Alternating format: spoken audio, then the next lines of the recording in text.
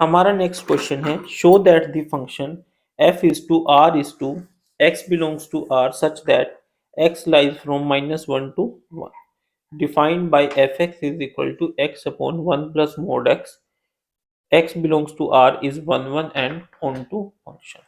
देखिए स्टूडेंट्स, हम इसको कैसे करेंगे, बहुत इजी क्वेश्चन है और इम्पोर्टेंट भी है।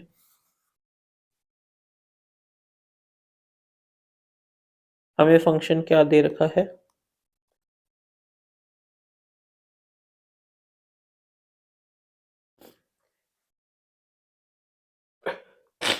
Excuse me. देखिए स्टूडेंट, सबसे पहले हम इस फंक्शन को डिफाइन करेंगे। वो क्या कहेगा, 1/x/1 + x/1 - x, 4x greater than equal to 0, 4x less than 0। अब देखिए, अब क्वेश्चन राइज ये हो गया कि यहाँ पे हमने प्लस एक्स किया और यहाँ पे माइनस एक्स करा। क्यों करा? क्योंकि बट जो हमारा मोड होता है वो तो हमेशा पॉजिटिव होता है। ठीक है, देखिए स्टूडेंट्स, पॉजिटिव होता है। सबसे पहले हम आज इस कंसेप्ट को समझते हैं। ठीक है, मोड होता क्या है, मॉडुलस, सॉरी। ठीक है, मॉडुलस जो फंक्शन होता है वो क्या कहते हैं कि जब भी आप किसी चीज को मोड के अंदर डाल देंगे, मान लीजिए आपने -2 डाला, तो वो क्या हो जाएगा, 2 हो जाएगा। और अगर कोई वैल्यू ऑलरेडी पॉजिटिव है तो वो भी क्या होगी, आपकी पॉजिटिव हो जाएगी। अब एक बात को समझना कि मॉडुलस का मतलब क्या होता है कि अगर आप -2 है, जब आप उसको फंक्शन की फॉर्म में लिखते हो तो मॉडुलस का क्या कंसेप्ट होता है। ये कंसेप्ट तो सबको पता है कि जो मॉडुलस की अंदर अगर कोई नेगेटिव वैल्यू है तो वो क्या हो जाएगी, पॉजिटिव हो जाएगी। अब देखना ध्यान से, अगर हमारे पास 2 है, ठीक है, अगर हमने इसको 2 ही करना है तो हमें इसमें ना प्लस लगाने की जरूरत है ना माइनस लगाने की जरूरत है, कुछ भी करने की जरूरत नहीं है, हमारा ये ऑलरेडी 2 आ जाएगा। बट अगर ये हमारा -2 है, ठीक है, और मोड, जब किसी चीज पे मोड लग जाता है तो वो वैल्यू क्या हो जाती है, पॉजिटिव हो जाती है। तो ये मान लीजिए सपोज ये हमारा x है, ठीक है, जब हमने इसको मोड में रखा, ठीक है, तो इसको पॉजिटिव करने के लिए हमने क्या किया, ठीक है, जब हमारी वैल्यू माइनस है, लेस देन 0 है, तो हमें इसके लिए एक माइनस लगाना पड़ा। ठीक है, यानी इस तरीके से, तभी तो हमारा ये प्लस हुआ ना। ठीक है, तो यहाँ पे जो हमारे फंक्शंस होते हैं, फंक्शन में हमें क्या करना है, हमें ये चीज देखनी है कि हमें एक्स, हम क्या करते हैं, वैल्यूज को सब्स्टिट्यूट करते हैं। ठीक है, तो अब हमने इस मोड मोड ऑफ एक्स को पॉजिटिव करना है, तो वो कब होएगा, जब हम एक्स की वैल्यू नेगेटिव होएगी। अगर हमें नेगेटिव वैल्यूज को पॉजिटिव करना है तो वो तभी होगा जब हम उसको माइनस से मल्टीप्लाई कर देंगे। ठीक है, तो ये इस तरीके से आपका, अगर x लेस देन 0 है तो अगर हमारी x की वैल्यू नेगेटिव होगी तभी ये चीज पॉजिटिव आएगी। इस बात को ध्यान से समझना, क्या कह रहा है वो, कि हमें यहाँ पे जो x की मोड ऑफ x चाहिए, मोड ऑफ x मतलब हमें x पॉजिटिव चाहिए। ठीक है, तो हमें यहाँ पे अगर इसको पॉजिटिव करना है और अगर x की वैल्यू हमारी लेस देन 0 है तो वो तभी होगी जब हम उसको माइनस से मल्टीप्लाई कर देंगे। यानी मान लीजिए हमें नीचे वाली जो टर्म है वहां पे 1 + 3 लिखना है। ठीक है, और x की वैल्यू हमारी -3 है, तो हम कैसे करेंगे, अगर हमारा ये रिलेशन इस तरीके से होगा तभी तो हम इसको इस तरीके से कर पाएंगे ना। समझ आया? ठीक है, तो इसलिए हमने यहाँ पे x/1 - x करा है। कुछ बच्चे कहते हैं सर मोड ऑफ x तो पॉजिटिव होता है। बेटा पॉजिटिव तो होता है, बट वो पॉजिटिव तभी होगा ना अगर नेगेटिव वैल्यू को -1 से मल्टीप्लाई कर देंगे। तो इस मोड को सेटिस्फाई करने के लिए हम यहाँ पे लिखेंगे x/1 - x, यानी अब x की कोई भी वैल्यू अगर नेगेटिव है, वो लेस देन 0 है, तो वो इस इक्वेशन को सेटिस्फाई करेगी। समझ आया स्टूडेंट्स? ठीक है, अगर आपको ये कंसेप्ट अभी भी नहीं समझ आया तो आप क्लास +1 में मॉडुलस का कंसेप्ट बहुत अच्छे से समझाया गया है, अब उसको समझिएगा।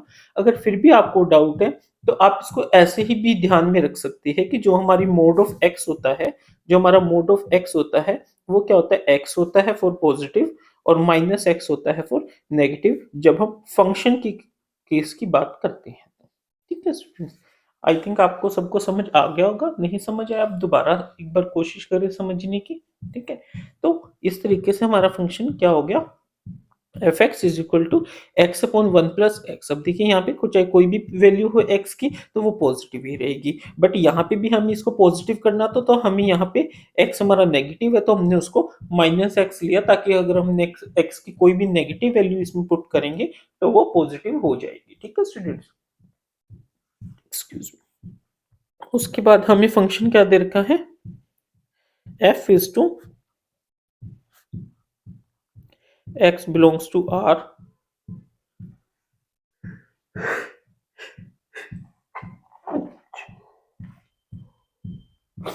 excuse me, x belongs to R such that x lies between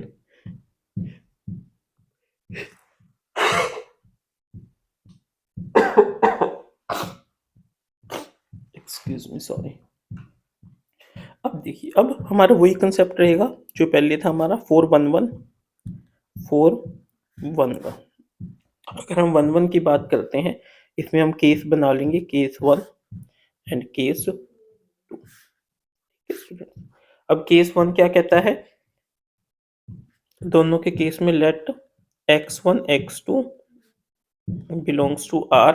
now f of x1 क्या हो जाएगा, x1 upon 1 plus x1। f of x2 क्या हो जाएगा, x2 divided by 1 plus x2। Excuse me, ठीक है। तो put fx1 is equal to fx, ठीक है, ये क्या हो जाएगा, x1 upon 1 plus x1 is equal to x2 upon 1 plus x2। ठीक है स्टूडेंट,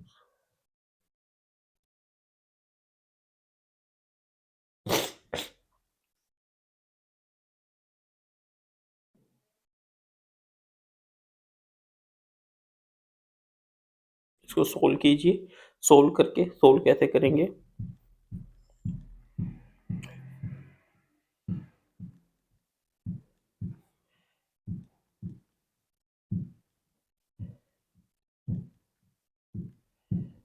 ठीक है, ये कैंसिल आउट हो गया और x1 is equal to x2 आ गया हमारा।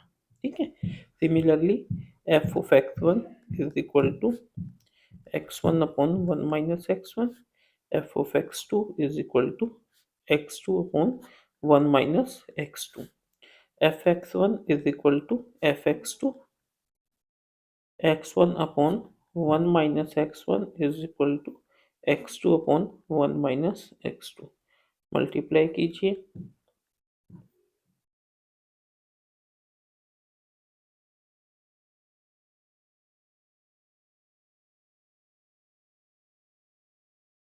या आपस में कैंसिल आउट हो गया। x1 is equal to x2, therefore function is 1 1। यहाँ से हमें क्या प्रूव हुआ कि फंक्शन क्या है हमारा, 1 1 है। अब 4 ऑन टू 4 ऑन टू के लिए हम क्या करेंगे, put f x is equal to y. तो यहाँ पे भी हमारा केस 1 और केस 2, ठीक है। केस 1 में y is equal to x upon 1 plus x and y is equal to x upon 1 minus x. ये कीजिए, यहाँ से क्या आ जाएगा आपका,